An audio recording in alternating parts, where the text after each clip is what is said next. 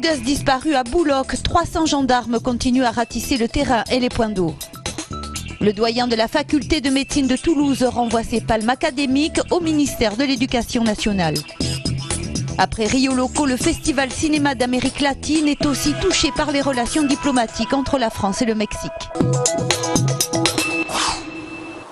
Dans la disparition de la joggeuse, aujourd'hui à Bouloc, le ratissage s'est poursuivi avec près de 300 gendarmes déployés. Les points d'eau comme le canal latéral ou les berges du Girou ont été explorés. Des enquêteurs ont également procédé à de nouvelles investigations au domicile de Patricia Bouchon où se trouvait son mari. Ils ont notamment visité une remise. Une hypothèse semble se dessiner, celle de l'agression. La joggeuse empruntait les bas-côtés de cette route pour son footing matinal. Or, au début de cette impasse, on a retrouvé d'abord quelques traces de sang appartenant à la disparue, puis un élastique à cheveux et 90 mètres plus loin, une mare de sang assez conséquente. Le ou les agresseurs ont-ils attaqué Patricia Bouchon alors qu'elle passait par là, avant de l'entraîner dans l'impasse où des voisins auraient entendu des cris au matin de sa disparition? Les palmes académiques viennent honorer les meilleurs membres de la communauté éducative, qu'ils appartiennent ou non à l'éducation nationale. C'est la plus vieille distinction civile française. On distingue 3 grades, chevalier, officier et commandeur.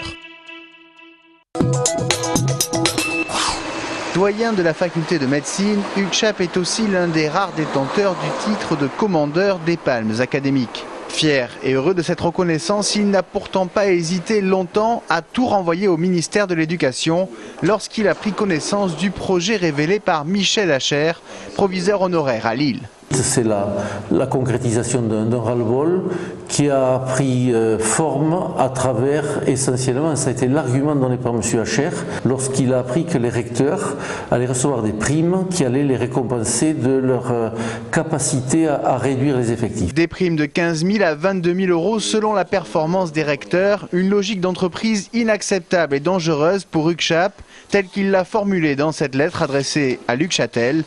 Comme lui, ils sont 47 en France à avoir exprimé leur ras-le-bol. Ils espèrent que ce geste aura l'effet d'un électrochoc. C'est un mouvement, mais comme on en a vu se dérouler ces jours-ci, quelques individualités et puis quelque chose qui prend corps et qui donne lieu à une petite révolution. 47 coups de palme pour un raz de marée. L'initiative gagne pour l'heure le prix de l'audace. C'est la première fois qu'il se présente en tête de liste pour des élections. Olivier Charles, 32 ans, informaticien célibataire, défendra les idées du MoDem pour les cantonales sur le canton 1. Ancien président des Jeunes Démocrates 31, colistier sur les listes du MoDem aux dernières élections municipales et régionales.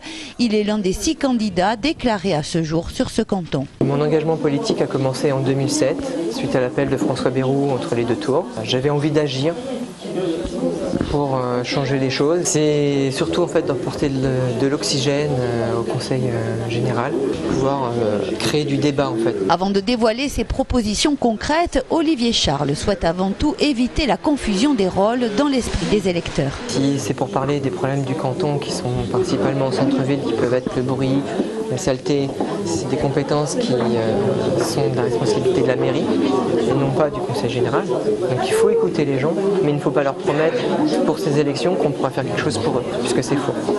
On pourra influencer, mais on ne pourra pas tout faire. Motiver les électeurs à se rendre aux urnes, c'est aussi une des priorités de campagne d'Olivier Charles pour ces cantonales, dont on redoute le faible taux de participation. Acteur, journaliste et ambassadeur sont les 3 métiers qu'ont choisi les étudiants sur monincroyablejob.com.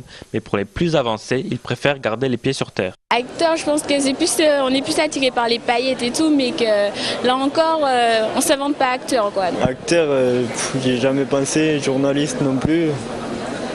Et ambassadeur, ouais, ils me mettent la barreau quand même. Aujourd'hui, l'avenir semble incertain pour les jeunes générations et l'orientation reste la première priorité. Des lieux d'écoute et de conseil s'installent un peu partout en France, comme le salon des carrières jeunes diplômés à Compense-Caffarelli. Il y a des perspectives d'emploi, de toute manière l'emploi existe. Bon après effectivement il y a certains secteurs d'activité qui sont plus en recherche que d'autres. Oui bien sûr, il faut toujours rester continu pour accéder à ses rêves. Une trentaine d'étudiants de l'Institut catholique de Toulouse se sont prêtés au jeu d'une simulation d'une assemblée générale de l'ONU. Cet exercice s'inscrit dans le cadre des objectifs du millénaire qui consiste à réduire la pauvreté de moitié d'ici 2015. Pour cette deuxième édition, les organisateurs de l'École des droits de l'homme ont choisi la thématique des enfants des rues dans le monde. Cet exercice les oblige à s'intéresser à un pays particulier, le Venezuela, le Bangladesh, l'Éthiopie, et voir un petit peu quelle est la géopolitique de ce pays-là et comment ce pays se positionne au regard de son histoire et de sa réalité politique par rapport à un problème débattu devant l'Assemblée générale des Nations unies. Les étudiants constitués en délégation ont fait chacun à leur tour une proposition devant l'Assemblée pour améliorer la situation des enfants dans leur pays concerné. Nous avons remarqué que les enfants des rues, bien sûr, ne bénéficient pas d'éducation et ne sont pas scolarisés. Donc de ce fait, nous proposons un comité mondial de façon à ce que les enfants des rues puissent être scolarisés. Après réflexion et négociation, les acteurs de la séance ont rédigé 3 résolutions. Haïti, le Bangladesh et le Cambodge ont reçu chacun un prix.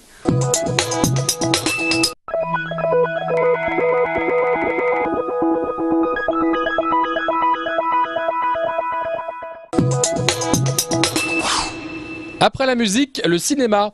Pour éviter 40 000 € de pertes liées à l'annulation par le Mexique de son année en France, les 23e rencontres ciné d'Amérique latine de Toulouse ont décidé de réduire la voilure sur la programmation mexicaine, mais sans toucher à l'essentiel. Notre position, c'est de maintenir tout ce que nous pouvons maintenir, avec l'accord des Mexicains bien évidemment, et sans risque de manipulation ou d'instrumentalisation de la manifestation.